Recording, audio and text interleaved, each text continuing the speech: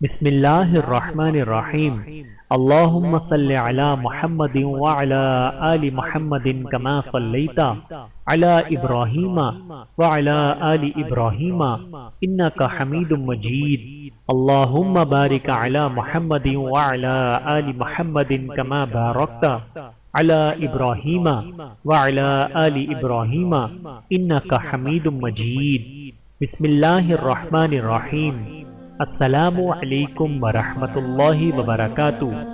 تہجد کیسے ہر بات اپنے رب سے منواتی ہے؟ جانتے ہیں تہجد اتنی لاڈلی عبادت کیوں ہے؟ کیونکہ فرض نمازوں میں اللہ رب العزت تمہیں پکارتا ہے، اپنے پاس بلاتا ہے، پھر تم اس کی جانب جاتے ہو، لیکن تہجد میں تمہارے دل کی تڑپ تمہیں اس تک جانے پر مجبور کر دیتی ہے، تبھی اس نے تہجد کی اذان نہیں رکھی تاکہ تم تب اس کی جانب آؤ جب آنا چاہو، خوف سے نہیں محبت سے، اور جب تمہارا دل تمہیں اللہ رب العزت کے روبرو لے جاتا ہے تو وہ تمہیں تھام لیتا ہے۔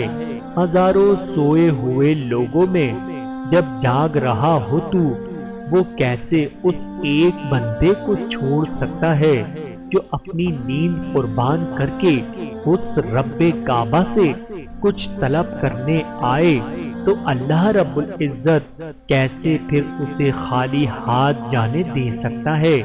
لاڈلی عبادت تک تو وہ اپنے لاڈلے بندے کو ہی لاتا ہے، اور جب لاڈلا کسی چیز کی فرمائش کرتا ہے تو وہ فرمائش ہر حال میں پوری ہو کر رہتی ہے۔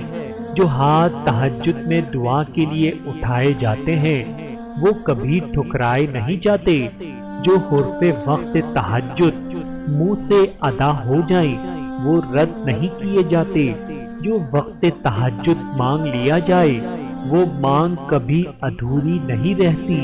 اللہ رب العزت سے دعا مانگو اور بار بار مانگو، تب تک مانگتے رہو جب تک وہ اس چیز کو تمہاری جھولی میں نہیں رکھ دیتا یا تمہارا دل بدل نہیں دیتا۔ تم اس سے امید لگائے رکھو، وہ اس امید کو کبھی ٹوٹنے نہیں دے گا۔ تہجد کے سجدوں میں بہایا گیا ایک آنسو ساری زندگی بدل دیتا ہے۔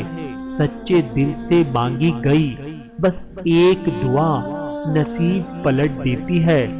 اللہ تعالی ہم سب کو تہجد پڑھنا نصیب فرمائے، آمین ثم آمین۔